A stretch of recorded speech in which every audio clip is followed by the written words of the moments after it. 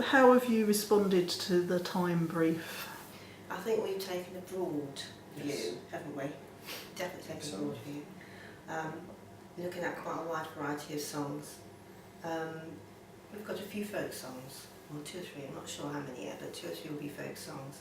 One of which we were thinking of doing was Sailor Deceived, A Sailor Deceived, which is about the sort of looking at how time has passed. A sailor's gone away, he comes back, and in his head everything stayed the same as it was when he left, and he's expecting his lover to be there, ready to marry, and of course he's been away for years and she's moved on. And it's, oh, that's a devastating song, that is. At the end of it, you just want to weep for the chap, because this is so sad. It is a very sad one. It's a nice, traditional, sad folk song. So you've got that kind of angle. And another song, which I'm sure we will perform, is called Have You Ever Thought? And that's about the idea of time stopping. I saw something on the telly, I still can't remember the name of the programme, I forget it every time. I was watching the telly, do you remember what it was? Flash Forward. Flash Forward. Yeah. And it was a series which was dealing with exactly this idea that the entire world would be stopped in time by something, by some unknown force. And that got me thinking, and that was the genesis for that, the sort of idea for that song. So but I mean, obviously time's going to be a wide brief because it's all right, it is what defines us, isn't it? That's what is, you know, without human beings there's no time. Is that right? Well, there's no recognised time, because nothing else will recognise it, so we are just... Well, we think so. We think that there's nothing else in the universe that we know that is recognising time in the same way, in our opinion. So we know time, we mark time. In a very definite way. Yeah, in a very, Yeah. I mean, it's incredibly important to us, isn't it? Because actually, we're also assuming, or I don't know, maybe this has been scientifically proven beyond doubt, that is anything, but we're thinking that we're the only species that understands the beginning of time, end of time, life and death. And as human beings... Understands, well, thinks about it, Yeah. Not of course there's instinctive... Don't understand not understand. And of course, I'm sure animals would have an instinctive thing. Obviously they do, because they seem to know when they're going to die sometimes, don't they? They sort of go away and do it quietly in a corner. But with us, it seems to be a very, what's the word, is it sentient? The idea that it's very present, this idea of time in our... We want to mark it, we want to measure it. Yeah. So it is of great importance, whether you like it or not, I guess. What do you think, Sam? I agree. I agree with everything you said. Yes, because the first time I saw you sing, probably was with Sam, I think, at Sing Around at the Ghost. Yeah. And you did Come Back Liza, and I hadn't heard that since I was 5, and I was thinking, oh yes! Is that the first time? I remember that. That was fun. I like that little tune.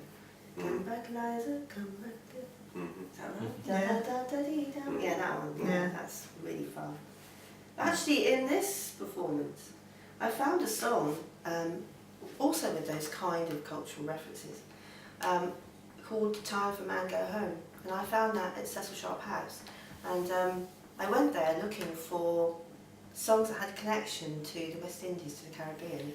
And not expecting to find a great deal, but there were a few. Very nice lady helped me, and this was one of them. So, yeah, we're going to perform that, and maybe try and get the audience a bit involved with that. Because it's got a nice recurring chorus, and it has that kind of feel of people walking back from the plantations, really weary, and it'd be quite nice to have some voices on it. Yeah. Yeah, we want to encourage the audience to join in. You do? Yeah. Well, so we have quite a lot of originals, which maybe would not be as easy, but this one definitely they can do that. Yeah. So we talked about Have You Ever Thought? Oh, the pilgrimage. Yes, we're definitely going to sing the pilgrimage. I love that one because that really is about time in terms of history and our connection to the past. The idea of sort of walking through a landscape from the past and the feeling, the connection to things physical such as the soil. And sort of air around you, and but also the kind of spiritual element and the people that have gone before you, their experiences, their emotions, the footsteps that they've taken And all the through thoughts that the landscape of life. everything that has been thought has probably been Yes. thought before. Yes, I think, you very know, much. There everything's is a statement all of that. out- There's yeah. nothing original. It's all been But before. It's all been done before. Nothing is brand new. Yeah, all it's just been done reinterpreted. before. How can it be? All those generations, those years, those centuries. How can anything be? It would be quite something, wouldn't it? If something was absolutely pristine new. Maybe the odd genius coming up with a thought. But I think for most of us, we're treading a path that's been trodden before, but maybe just doing it in a slightly different way. Which is nice. I think that's lovely. Rediscovering. I think that's a fantastic thought and a fantastic idea. I don't think there's anything wrong with that. It's just lovely. And it's what, as human beings, I think it's what connects us also to our family, the feeling of family, generations of family, and friendships become important. Everything becomes much more important because of those connections going through time. So that's the pilgrimage. The Love is Lord of All, Yeah. sung by Sandy Denny, which she over-recorded. What do you call it when you over-record? Multi-track. Multi-tracking. Multi-tracked her voice. How many parts did Sandy do it in? 4, I think, maximum. Yeah, it's gorgeous. It's just the most gorgeous recording. It's not her song. It has been done before, but that's the recording that stimulated our imaginations, and we do a sort of similar version with just the 3 voices, a cappella, and that's talking about. I don't know. I think you could interpret this in different ways, but I see this as looking at the continuity of nature, and landscape, and the world. And how we affect it. Negatively, Yeah. really, in the 3rd verse, it's saying how negatively we have a tendency to affect these very pristine, beautiful, natural things in a slightly negative way with our clumsiness and our lack of thought. And it's a beautiful song, beautiful song. It's sad, it's still beautiful. Yeah. Are we singing a really happy one? Let's Let's pull a really happy one out of the bag. You found a positive tune? I wouldn't say it's entirely happy, Right. but with Ocean Waves, that's another original tune.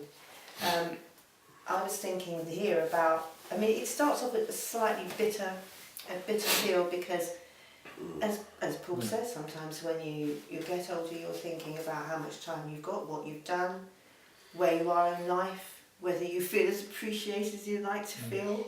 You can get quite sorry for yourself, you know, like a bit like that. So it has that kind of feel at the beginning. It's like standing on the seashore, looking at the seagulls and their freedom and their flight, and thinking, where am I in my life, and how am I being viewed? Do I like the way I'm being viewed? Do I like the person that people see me as? Do I like me? I suppose you could say. And then as the song goes on, there's a really sort of determined and hopeful and sort of really out there feeling that you are going to get on top of this, you're going to go forward. A determination. To deal with it. Deal with it, do what you want to do, not have people tell you what to do, not have people put you in a box. And I actually think that is a feeling that over time, as you get older, I don't know, I'm saying this as very much from a female perspective, but I think society sometimes, particularly from my generation, going back a little bit, you were put in a box. People did have certain expectations of you. I can remember saying to my father, when I decided I wanted to do music and be a musician, I was quite young, maybe 10, 11, I was thinking, this is for me, this is my path, I'm going here. And I was pretty sure about it for most of that time. And my dad would say, in a very caring way, because he's a lovely dad, I love my dad, he'd say, you're not consider being a teacher or a nurse. These are very good professions for ladies and women, you know. And you'll always have work, and you'll always be not realising how the world would change, of course, because nobody's job is safe anymore, and you might as well pursue your dream and do what you want, because you don't know what's going to happen tomorrow with the world's finances and so forth. So it's that feeling that you don't want to be put in a box. You will not fit into the hole that someone else has cut for you. You will go your path. And I say, from a female perspective, I think it's quite interesting because I know a lot of women I take for granted their freedoms, Mm. their rights to vote, the fact that they can do the job they want, have rights over home and family and children. But it wasn't like that, and it's not that long ago since it wasn't like that. And so the feeling now that you can do as you wish is much stronger, and that's great. In addition to which, as you're getting older, I just think your confidence grows. On the whole, you know, if you get over the humps and the bumps of life, you can see forward to the future with a much more sort of positive and determined view. At least that's how it's been for me.